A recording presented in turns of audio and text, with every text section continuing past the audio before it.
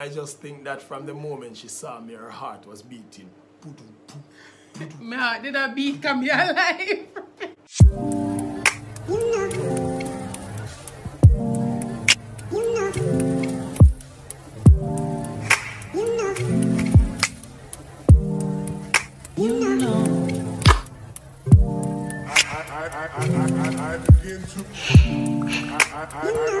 I begin to.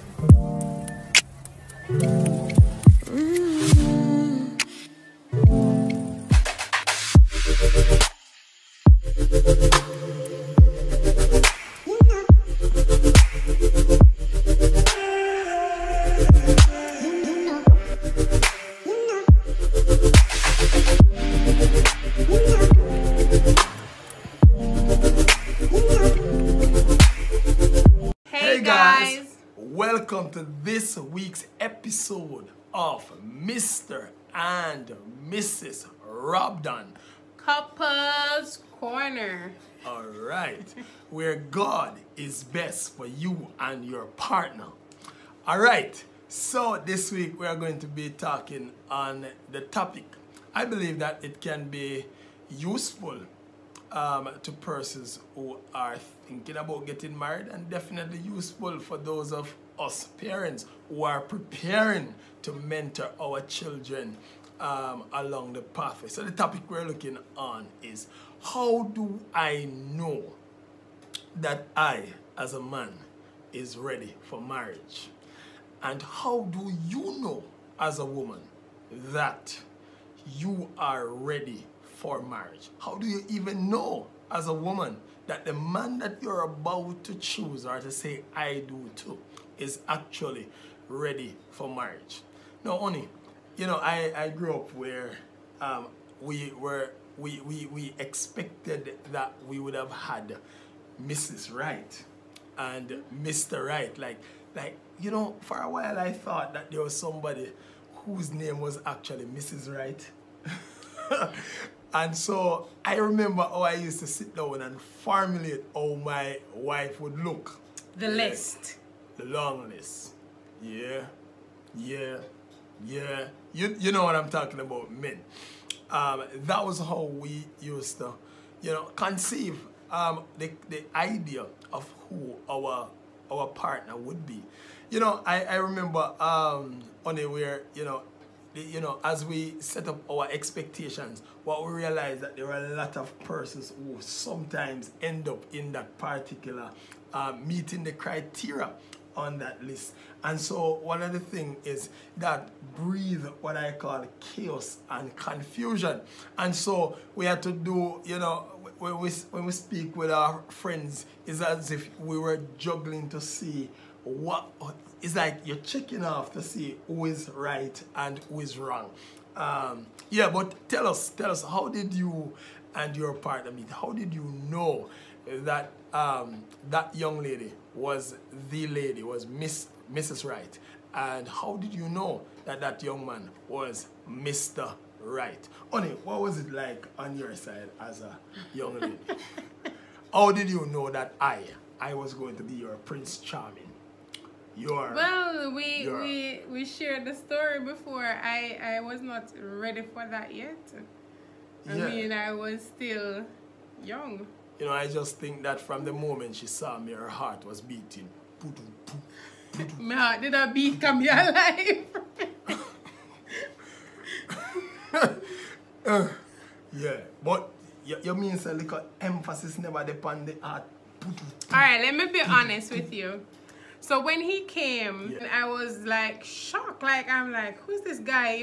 He just stand up and look for me, so. Yeah. And the name Nicholas rang in my mind, but I wasn't sure. So I said to him that I don't want to say a wrong name, so you tell me what your name was. Because we met some years ago while we were, well, I was trying to see contribution. If you didn't see the Valentine special that we did, I was seeking contribution for church.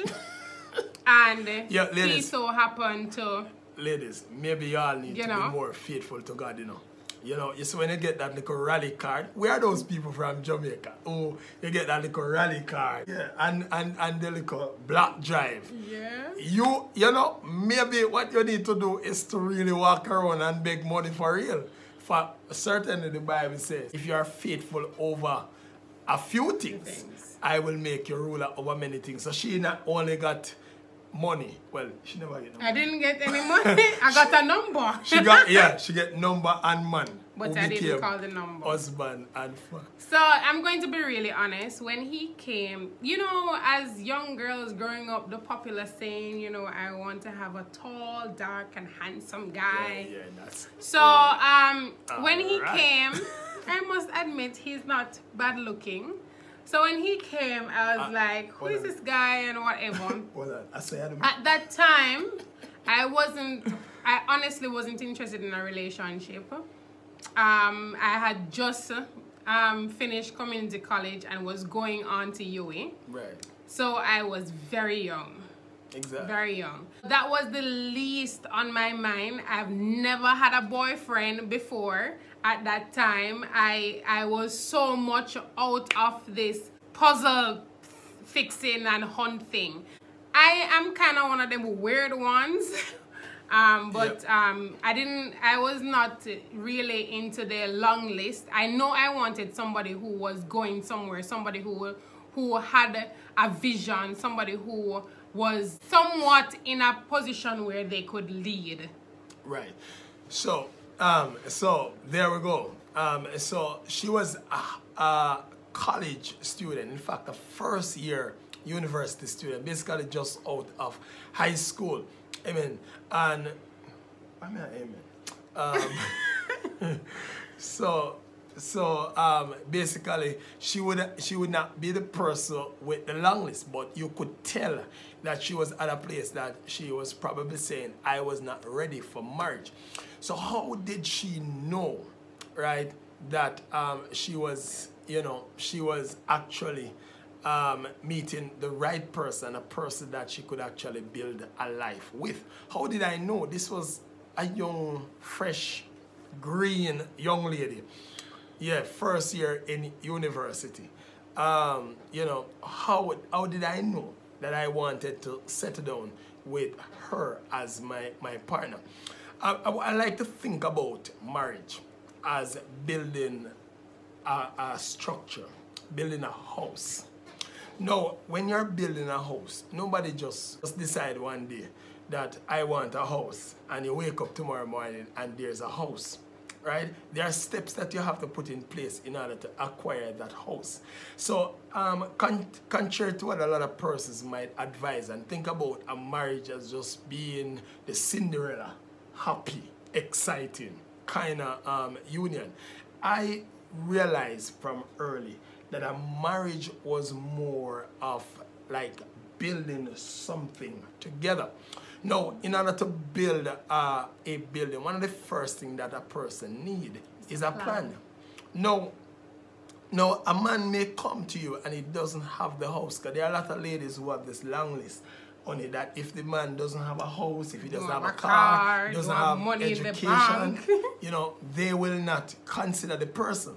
Can I just insert quickly that our first date was at KFC, Kentucky Fried Chicken. From our pocket, it wasn't our expense. And we couldn't even buy the chicken. So somebody really sponsored us, that KFC. And do you know that the only place that we could afford to date for our first couple months in courtship was actually at KFC. That was like the most exotic restaurant that we could afford to go at the time. Right. So it's not like you just end up with a house, but you should have a plan to have the house, if you understand what I'm saying. So don't think about a marriage being just perfect today. Oh, I'm just going to say, I do, and we're going to live happily ever after. One needs to have a plan. So if I could advise any young man who is thinking about getting married and thinking about pursuing a young lady, and you want to know if you're ready for marriage, my first question is, do you have a vision? Do you have a plan? right? What is it that you hope to achieve? What are you working towards in the next 10 years? What is it that you're trying to accomplish? I remember when my pastor, my then pastor, Bishop Owen Reed, you know, the first time I mentioned or I asked him about, you know, how do I know that I am ready for marriage? And one of the first things that he asked me was, do you own a bed? And I mean, that got home to me so much. I mean, I did not even realize how much planning was relevant. I was there wondering, or thinking that, you know, perhaps it's time for me now to get married. But I didn't have a bed. I didn't have a single plate. So if I should get married now, what are we going to eat out of? Now, we might not have the plate only, but do I have a plan of how I'm going to get the plate? Am I thinking about borrowing plate from next door? You know, and so it's very important that we have a careful plan, a vision, something that I visualized, and this is what I have. So I want to say to a young lady who has the choice now to decide, you know, whether to give herself to a young man, one of the first things you should be looking at is not what the person necessarily have now, but what's the vision? Where is the person going? Where is it going? Somebody that is going to be progressive. Yes. Somebody who you can, you know, readily support the vision. You know, I can look at our relationship. When we started out, we were both in school at the time. He was working part-time in the army. We never had it. We never had it. Straight up, I never had anything. I was just a young man with just an ambition. I had in mind something that I thought a family would look like. I have in mind a plan that we're going to own our own home, we're going to have our own vehicle, we're going to have a family. I had an idea of what my marriage should look like, you know, but I did not have it together at the time. And so if my wife was judging me based on what I had then, right, then peradventure I would have got canceled, checked off or crossed off that list a long time ago. So one of the things I want to say to a young man, you have a responsibility to have a vision. Now when God made Adam and Eve in the garden, he gave him dominion over all the creatures in the garden. Adam was in charge. Adam had something that he was working on, working towards. So when God made the woman Eve to be a helpmate, which is translated in Hebrew to actually mean a supporter, you see, what happened now is that because he had a vision, then the woman had something to support. I want to say to you that some of the marriages that I have listened to and listened to the struggles that people have is because the man doesn't have that outgoing spirit, doesn't have that vision. He doesn't know what he's trying to accomplish. And so sometimes what happens is that the woman now has to take the head, take the lead. A man was created to lead, but the truth is, brothers, is if you don't have a vision, then the woman cannot stay there and perish. She has to follow after something. And so one of the things you want to make sure is that you have a vision.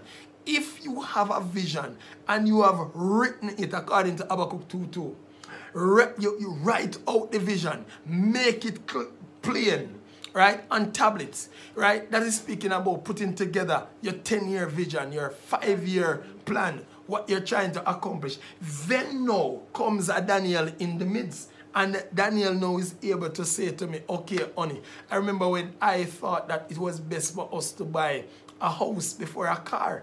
My wife would say, all right, but it would be more reasonable and practical and sensible for us to go the route of the vehicle first. So what she did was to come to help me to accomplish my vision. Now a woman is supposed to be that supporter. So now, how does a woman know that she has found the right person? Do you know what his vision is? Are you willing to support that vision? Right?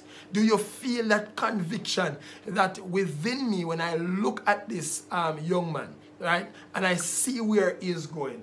I see place for me in order to actually grow, submit, right? And to support a vision. So the first thing that any young person need to have as a young man, you need a vision. Yeah. What are you trying to accomplish? But you see, look at the importance. We can look in society.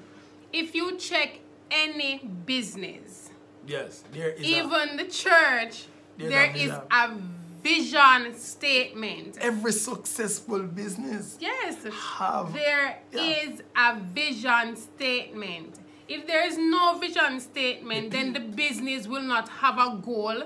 The staff will not have anything to work towards. So we have to have a vision. And one of the things I appreciated about our relationship is that while I came from a more privileged background than he did, because he had to work hard for a lot of like what he accomplished in the latter part of his years in education.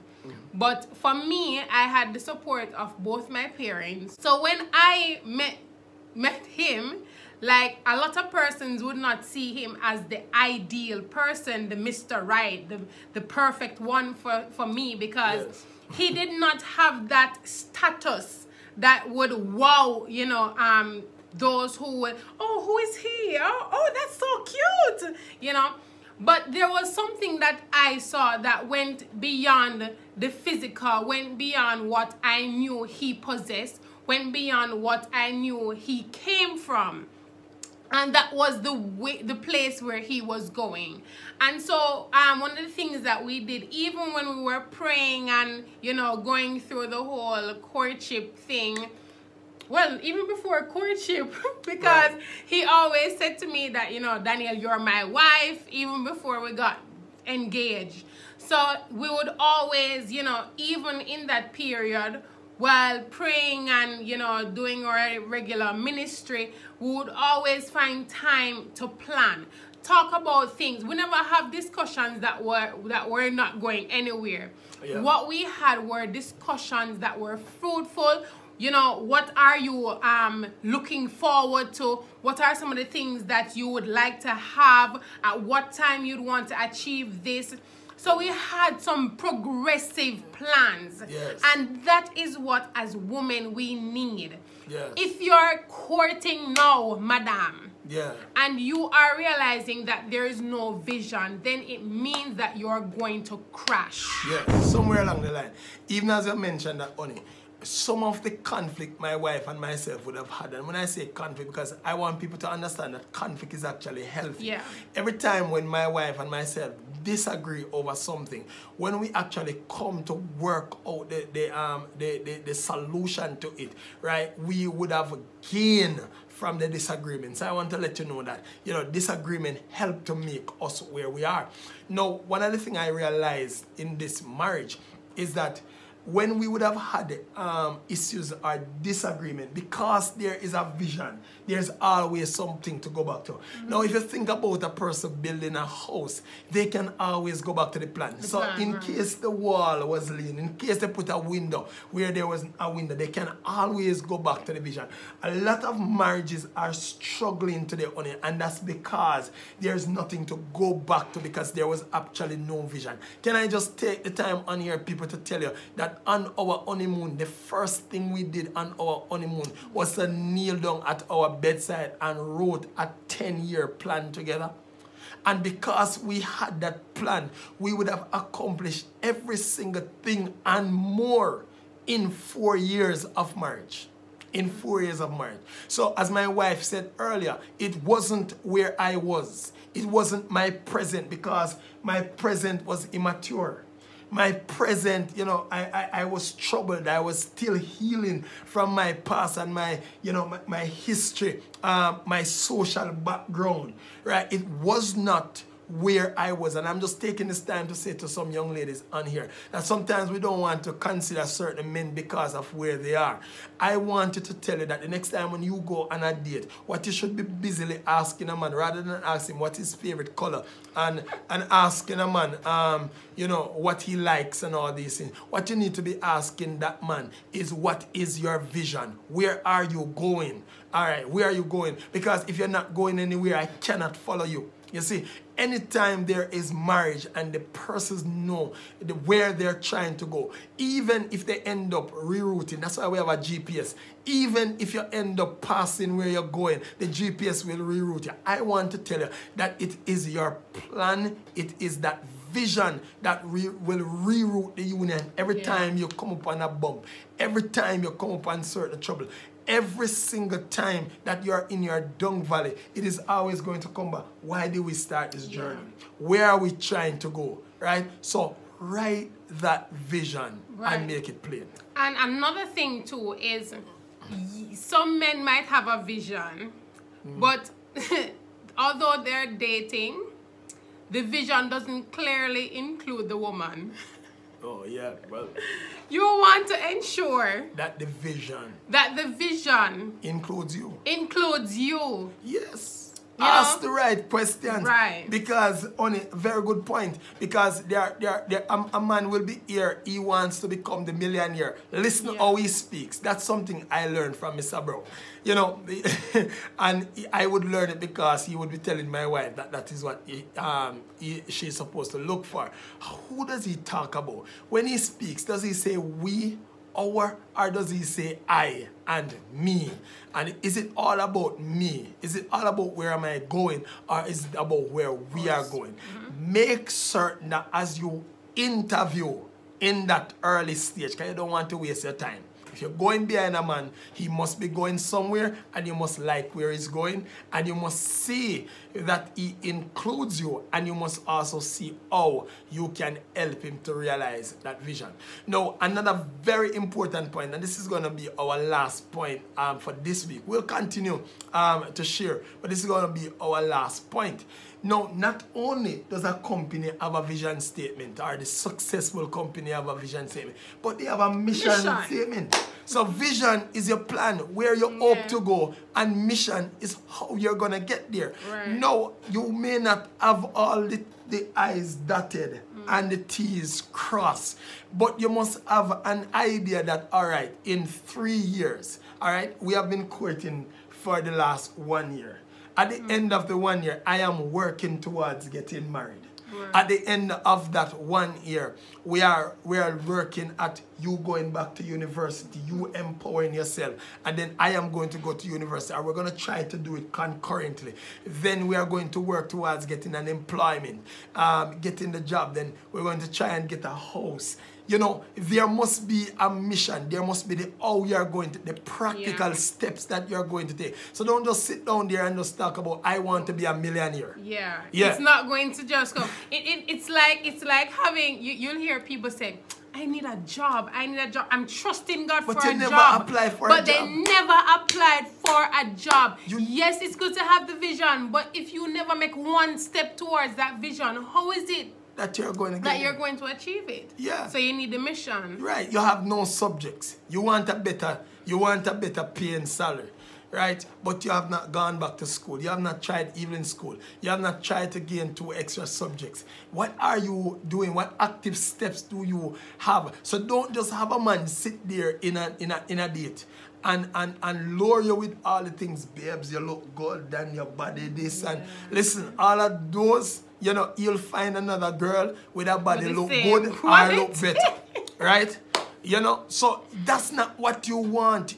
Too many young ladies are sitting down on it and waiting to be wowed by a man. You must understand this, that, you know, and this is also how a young lady knows that she's ready for marriage. She is a package that is waiting. Why? The Bible says, he that findeth a wife. The Bible says, who find a girl or you know, a woman or a lady, but he that finds a wife, it means a package that is sitting down and waiting. So when you're a package ready, getting ready to be taken off the shelf, you have no time wasting with a man just telling you how you look good and that's all he has to offer. Telling you that, you know, this is what I hope to do, but the man is not making any actual step. So I just want to encourage you that a man must have a vision and he must have a mission. He may not have it all together, right? The vision might not be very clear. I remember when I was saying to my wife, honey, I want a family. You know, I want us to be comfortable, but I was not able to adequately define what comfort should look like. Why? Because I'm limited. I'm not yet living in the future, right? But I know that I deserve to have something that works and something that is good. You know, but it wasn't all that clear. That's why it's called a vision, right? It's not reality. It starts out with a dream, an idea. But guess what? As you get closer to the dream, as you get closer, things start to become clearer, right? And so I want to make sure I say to a man, make sure you have a vision. Woman, any man you're going to say yes to, ask him what is his vision. The first time of dating and that period that you're using for courtship is trying to find out, does this man have a vision? Is it worth investing in? Right? Is this a Ponzi scheme? Am I wasting my time? If you're wasting your time, you need to move on. Right? I am not saying that the man is going to have everything together, and I hope that you're not getting that, because I never had it together. But honey, we married, we couldn't pay for nothing at the wedding. Well, that is for the next video. So if you want to know how we ended up with that big wedding, 259 people that we had, stick around for the next video. But this is very important, ladies. This is very important, men. Yes. You know, we have to bear these things in mind. You know, it makes no sense we enter into something. It's nice, and this is something that a lot of women and young ladies, even in the church, you grow up and the perfect guy with this long list has all the things that, you know, as a person you'd want to achieve. So you expect to have somebody who is ready done, put on, and you can just go and have it easy. A lot of persons aren't willing to put in the work, aren't willing to make sacrifices. I remember when we started out, we made several sacrifices. Whether we never eat. Overnight rice and peas. Whether Sunday, Monday. And not all the time Sunday, we had Tuesday, the food. Sunday, Wednesday. And sometimes Sunday, Thursday. We walked. We use walking as exercise. Okay, I'm going to be healthy. I need to keep fit. So we walked and we took pleasure in walking to drink places. Water. When we were in Mona, we had a lot of struggles. And I think what allowed us to push through was because even when I was like, oh my God, this is so much, he would always say, listen, these are just a couple of years, and once we achieve these, then we'll be able to relax. And so the other day he said to me, because you know we just migrated, and he said, I was like, you know, I really need to get out there again and start working in the classroom or wherever I choose to go. And he was saying to me, just to, you know, remind me, Daniel, remember when we were sacrificing and putting all that we had out there. Know that we've achieved so much. You know, it's not time to really go hustle bustle, but let us slow down a little bit and, you know, relax and enjoy what God has been doing in our lives. Because let me tell you, if persons saw where we were coming from, they would never imagine. And then a lot of times people will share their story with me and they're like, you know, understand, because you've never been there, you know, you haven't gone through it. But even today, there are things that, you know, people think that we have it all, but God has been sustaining us. And I think the fact that we started out with that plan, that vision, and we not only had the plan, but on paper we put, you know, a target. We had steps that were going to help to guide us into achieving those things. I remember when we were married, that persons looked at us. One person looked at Love and said, look at you, you know, have nothing. You know, one lady looked at me and said to me that, you know, you are not a wife, you're not a woman until you have your own place. Because at that time we left Mona because it was so expensive, and we decided that, here what, we're going to start seeing if we could. And that's the thing, we had to go to my parents' house, and the money that would pay for rent, we started to kind of like put it aside in portions to work towards owning our own home. So the person was aware of that situation, and for a moment I felt embarrassed. I felt like, oh my God, I feel defeated. It is so important that you don't look at what persons are pointing finger and saying. It doesn't matter how discouraging it seems. Work with your plan. Stick to the plan and go towards achieving. Use your mission statement and work towards that goal. All right, so, you know, we'll continue this another time, but just want to remind you people, I mean, what matters is the vision the man has. And ladies, is it a vision you can work with? Is it a vision that you can actually help him with? And then, does he have some steps, a mission? How he's gonna get there? He may not have it all together, but you can help him. But there must be an idea. Yeah. Now, once he has that, then it's your time to step up your game and to help. You know, for interest of time in this video, I'm gonna stop here. But I can tell you that I am what I am today. Those vision are those plans, those dreams are realized because I had the right vehicle, the right partner who would stand by me. And even when I got discouraged, you know, she could always remind me, but this is our vision. This is what we're trying to get. This is where we're trying to go. I am telling you that if a marriage is going to be successful, there needs to be a vision, and then there needs to be a mission. Until next time, next week, it is. Guys, see you next time. All right, have yourself a wonderful week, and of course, tune in again to the Couples Corner, where we'll share some other interesting steps that we have learned. Also, remember to follow us on Facebook and on Instagram at Reason with Rabdan, and subscribe to us on YouTube, Reason with Rabdan.